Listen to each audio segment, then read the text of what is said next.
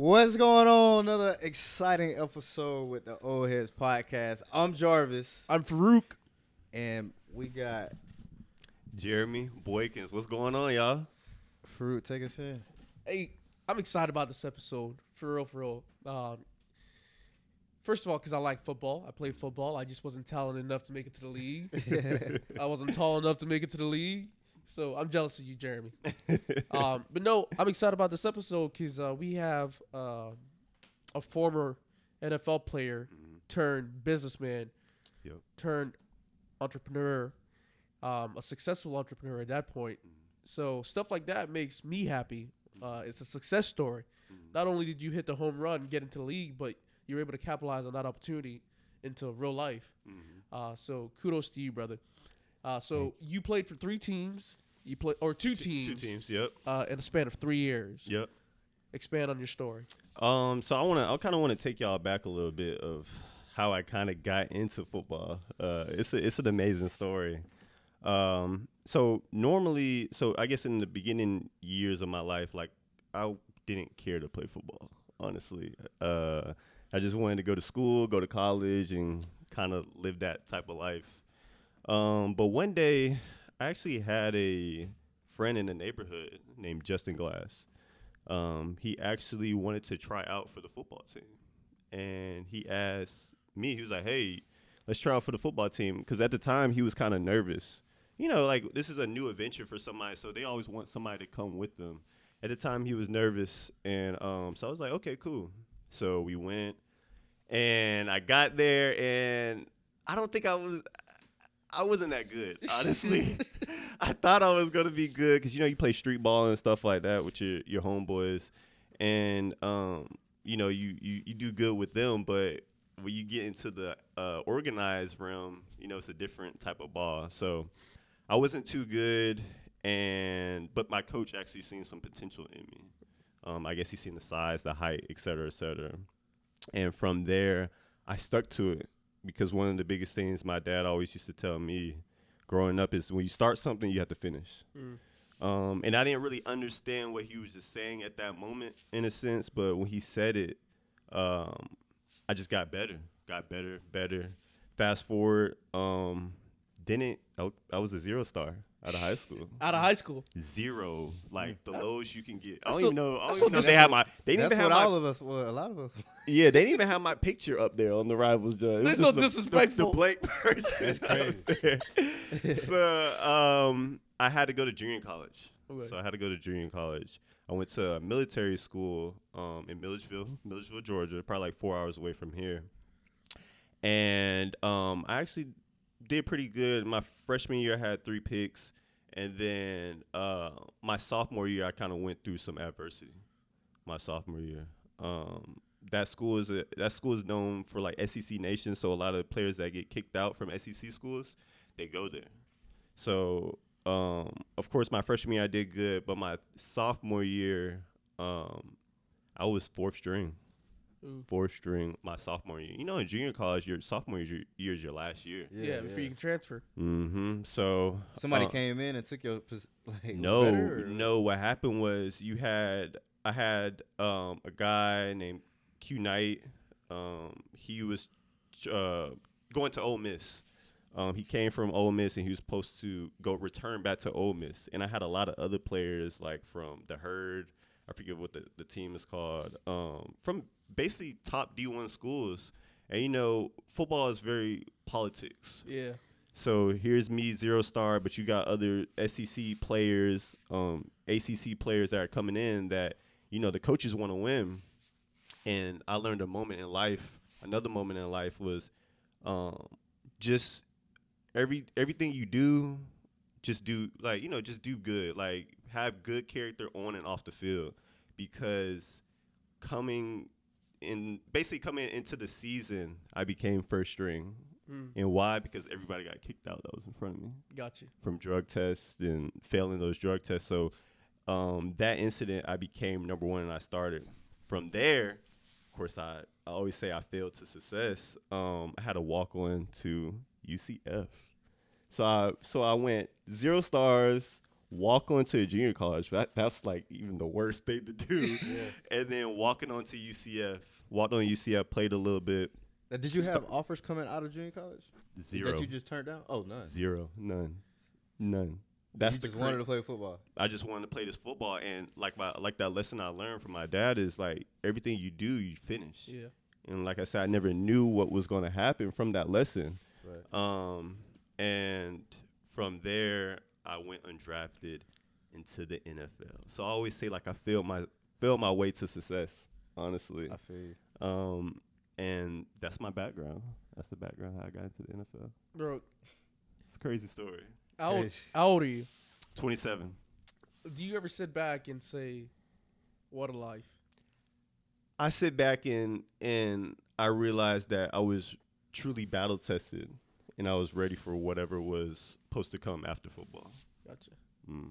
But do you ever sit back and say, what a life as far as I was a 0-star. I was counted out from high school. Mm-hmm. Again, counted out from JUCO. Mm-hmm. I don't know what your situation was at UCF, but you went undrafted. So again, really counted out. You Again. had again. Yeah. So you had a chip on your shoulder. I'm assuming at that point. Do you ever sit back now after the fact and retroactively look back like, damn? Yeah, I think the biggest thing for that is like first off, I was pretty blessed. You know, I had parents that used to always pray for me and stuff like that. So I was pretty blessed in that aspect, and just I think that gave me actually one of the biggest things to become an entrepreneur. Mm-hmm. That whole journey in a sense, but of course we'll talk about that later in a sense. But yeah, I mean, you took us right into it. So, football, right? Mhm. All this adversity. Where did I want to be a businessman? Where did that come from?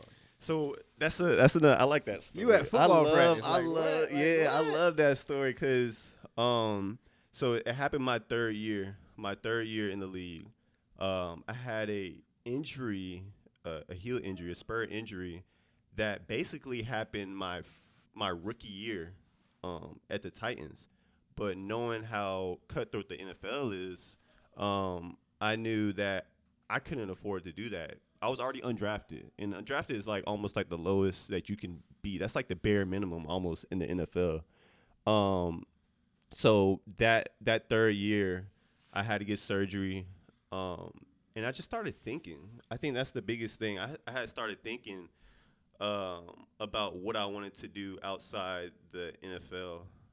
I had got a call from my brother Justin, and he was telling me, he was like, "Hey, you got some money, you got some time right now.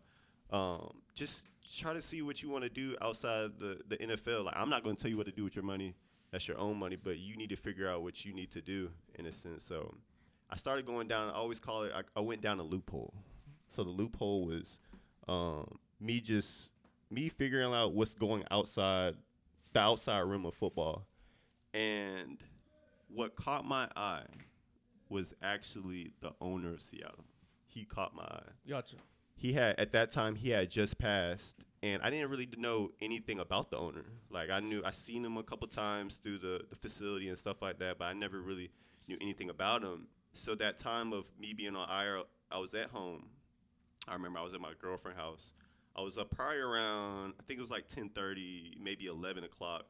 And I just started doing my research on the owner because I want to know, like, who is this guy? Because he's the owner of Seattle, you know? And I was digging and digging. The first thing I asked myself, or I was looking for, was, did he ever play football? The answer is no. So I was like, okay, yeah, he's never played football before. Cool. So who is this person? This person is the right-hand man of Bill Gates. Okay, well, what else does he own? Oh, he owns Portland too? The Portland Trail Blazers. So he owned Seattle and he owned Portland Trail Blazers, excuse me. And from there, I asked myself one question, and that's the only question I needed, which was, if I become the number one football player in the NFL, will I be able to purchase an NFL team? And the answer was no. So the only answer was, for me, was I have to become an entrepreneur. And that's the only way. Gotcha. It's hard. I mean, and since you say that, now you say that, it's still like, okay, if I become the number one player in the NFL, Mm-hmm. what do I own really? Exactly. Mm-hmm. Then I started researching like who owns the stadium. Spectrum. I'm like, well, who's Spectrum? It's a company, and I started like really figuring out where I was on the map, because like when you're in the league, you feel like you're on top of the world, and you have a lot of benefits and stuff like that, but it's the things that are around you really control what's going on in the world. So it just kind of gave me that perspective, like, dang, I thought I was like huge on the map, but I'm actually like really an ant when it comes to some things like outside of the world. So It's crazy. yeah, It's almost like if I'm getting paid this, he paying me. How much he got coming? exactly. So that was just basically inspiring, honestly. It was inspiring because these people never played football, and they're doing great things outside of the sports realm. That's what's up. Mm-hmm. Now to push the conversation forward, as far as the business side of stuff, what kind of business do you own right now, or do you dabble into? So of course, I own a transportation company with my sister. She's the co-owner. I always say she's like the Tim Cook of the company. I'm kind of like the Steve Jobs, the visionary of it. So we own a company. We started it. Of course, 2019 we did some education. 2020 it was on and popping. It was time to go because that was the opportunity. I remember a little bit younger of the 08 crisis, in a sense where, they used to say like a lot of people, this is the time to gain wealth, in a sense. So 2020 was my 08 crisis. So it was a no-brainer for me. Awesome. You saw an opportunity to capitalize. It's time. Okay. Besides the trucking and logistics company, are you in any other businesses or? No, not at the moment. Logistics to me it's a business that you can just stay in, and there's so many other aspects in the business that you don't really have to leave it. You can have real estate, you can have truck parking lots, you can you can have some shares in the company if you go public. It's certain things that you really don't. Everything's there for you in the logistics. So I'm assuming that's why you chose logistics over any other business venture. Exactly. Is there any other business ventures that you considered? Well, that's or you like, were just like, I'm doing trucking and that's it. I do have some plans for Be United, Boykers United, Be United. I do want it to reign amongst the vanguards and the Black Rocks of the world, in a sense. So maybe one day we might get into private equity and stuff like that, but that's time to come, and maybe my kids might be able to do that for me or something like that. Yeah, but you got to get it started. You got to get it started first. Yeah. But that's the biggest thing. Yeah. Some of the biggest challenges you run across as you're starting. Some of the biggest challenges for me was actually the education and learning about it, because a lot of the things that I've my whole life I was just learning about X's and O's, like how to run certain plays, what you see from a quarterback, etc. So I guess the knowledge base of actually starting a company, learning what an LLC is and what LLC you should get and tax codes, etc. That's the biggest thing. I don't think entrepreneurship is really hard, in a sense. Maybe because that's the football background kind of prepared me for it. But that's it. It's nothing really hard, especially you got a partner like Aaron. Nothing's hard. Shout out to the sister Aaron, man. Shout out to her, man. Y'all gotta check that episode out too. She broke the trucking game down. I'm telling you, she's like the Tim Cook, man. She's like the Tim Cook of operations. That's awesome. Now it seems like you're a visionary. Mm-hmm. It doesn't seem like it. You are. Mm-hmm. What motivates you? What keeps you up at night? What keeps you going when things get tough? Man, I actually love that question, and I've been chasing an answer for that question for a long time. And for me, and a lot of people would say, family, et cetera, and all this other stuff, which is a part. I think family is what keeps you motivative, and you see your nephews, you want a life better for your nephews. But looking back on my journey, I would say what keeps me motivated was I was worthy of this from the jump. That's the biggest thing. And why I'm saying that, why I was worthy from the jump, was you look through your history. I look through my journeys and my struggles of football, the journey of being a zero star, people telling you this, people telling you I'm not good at this, I'm not good at that, your feet too slow. That and realizing that the final destination of that season or that journey was I actually made it to the league. So from the beginning, I was automatically and I was already worthy of it. So it took that journey to understand that I was worthy of it. And like you guys are worthy of being the top podcast and stuff like that. You know, there's a journey to it, but that's what motivates me. Honestly, knowing that I'm worthy of achieving these things, and I'm worthy of a certain lifestyle. I'm worthy of a great family, a great business, a great partnership. Like I'm worthy of these things, and none of these things. Like what makes me not worthy to achieve these things? What makes me not worthy to be the Apples, the Microsofts, the Vanguards, the BlackRocks? Like there's nothing stopping me. So that's what motivates me of knowing that I'm worthy of achieving these things. Man, someone get me some cleans. I'm about to start the waterworks. You man. gotta get it. Nah, Simple. I think you might also have a future in motivational speaking too. Quite frankly, yeah. Tap into that space. It's inside of me. Like these things were inside of me, but like I said, like I went through these emotions that some certain emotions that you can only go through your battle with yourself, but you have to look over the whole entire season. It's like, man, you're really worthy of it, but you just didn't know. Like you didn't know you were worthy. Yeah. But people and the comments that people might have made was because they seen that you were worthy, but you didn't see it in yourself yet. So that's the biggest thing. And when Be United was birthed, it's like I'm starting off with the mindset of I'm worthy to be these things. I'm worthy. Apple has these companies start off in a garage at the IKEA desk, whatever it is, but just know you're worthy of it becoming what you want to become. Now you keep saying Be United. Where did your company name come from?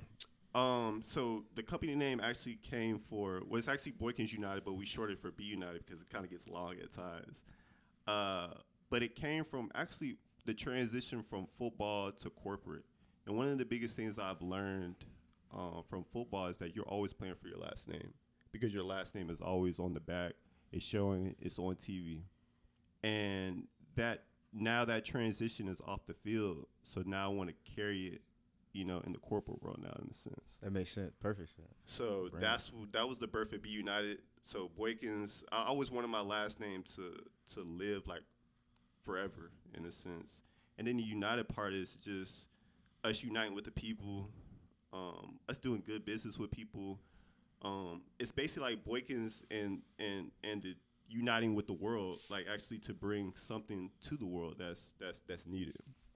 For sure, you could definitely do that in the industry that you're in as well. Mm-hmm. Now, Jeremy, going to the last leg of the segment, and I like segments like this because we don't have to be here for hours to talk. You've already dropped so many jewels, and I'm pretty sure the audience will even agree with it. Really, how do you define success? Man, that question, like, is it monetary? Is it a gut feeling? Man, success. So the biggest thing I thought in the beginning was I actually thought football was success to me. Like now I'm outside of football looking because I always like think about the past because I get different perspectives on it, especially the older I get. And I thought making it to the NFL to me was successful.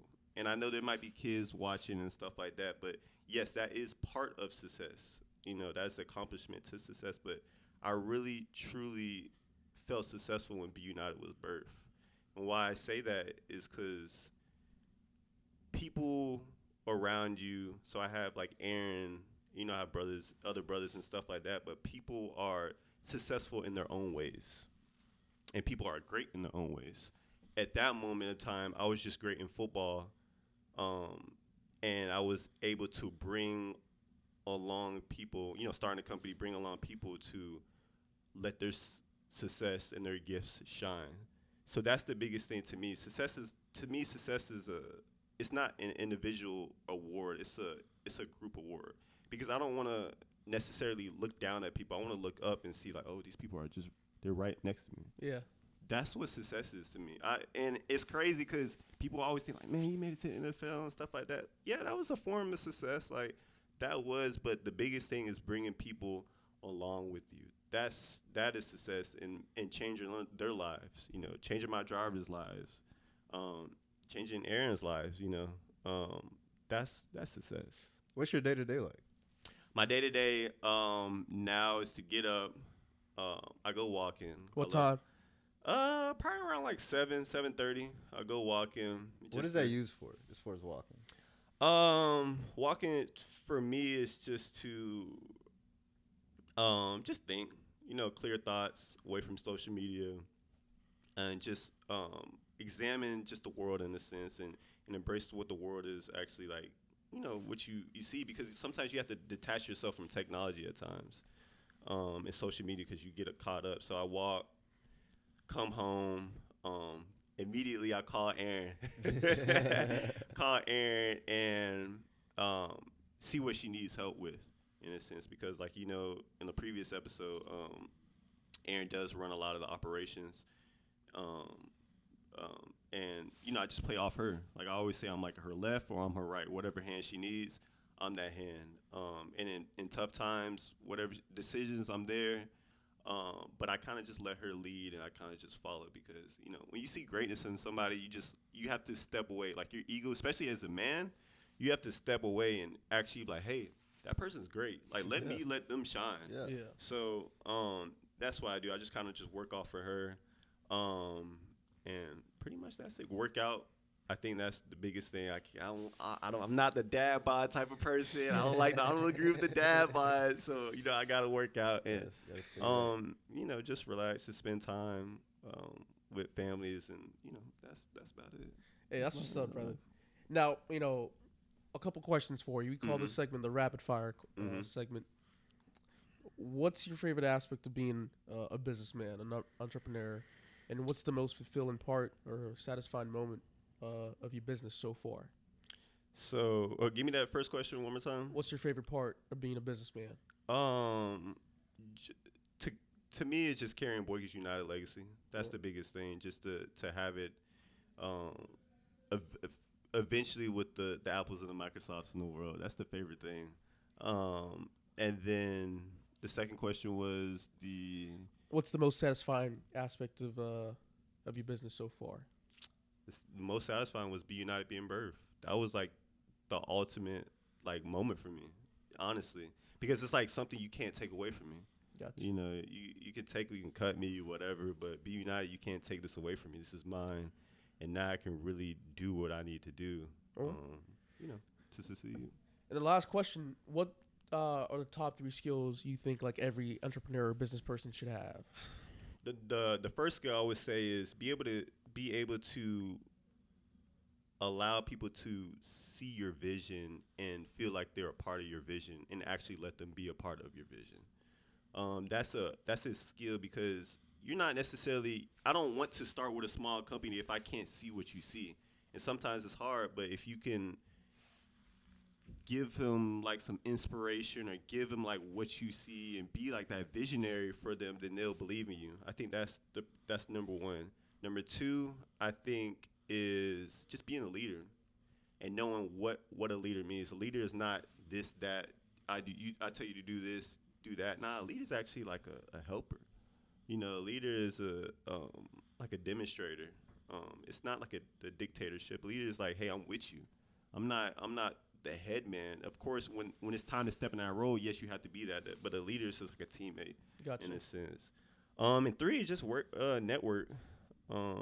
Just talk to people, and actually provide some value for people. Solve their problems. That's really it. That's the top 3 things, I think. Well, folks, you heard it here first. Jeremy, congratulations on your success. Appreciate you. Thank you for coming up and just even sharing your story. It's amazing to find the odds, but also incredibly humble, bro. Appreciate incredibly you. humble. Thank you. Thank you.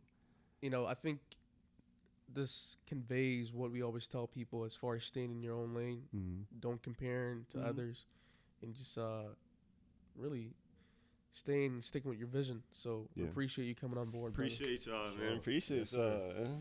Yes, sir. Good. Now, you know, do you want to give yourself a quick shout out if people want to follow you, if people want to see you on social media, if you want to get your followers up? Yeah, you can follow me on. See, I'm a Twitter person. I used to love Twitter. My Twitter got hacked. But you can follow me on Instagram at Jared Boyk. So JerBoyk. I kind of made that name because Jared was my neighborhood name and Boyk was my football name. So I just smashed it together. Jared Boyk. Mm-hmm. All right. Facebook. Stay away for Facebook. I'm on LinkedIn at Jeremy Boykin. So that's it, man. I appreciate being on this platform. Absolutely. So you folks get plugged in with Jeremy, get plugged in with his business, Boykins United, be united. If you have any trucking inquiries or maybe even business that you might want to do, just reach out to him. But thank you again for being here, brother. Appreciate y'all. And we always say this is Farouk. I'm Jarvis. And we always tell everybody. Always remember to stay in You're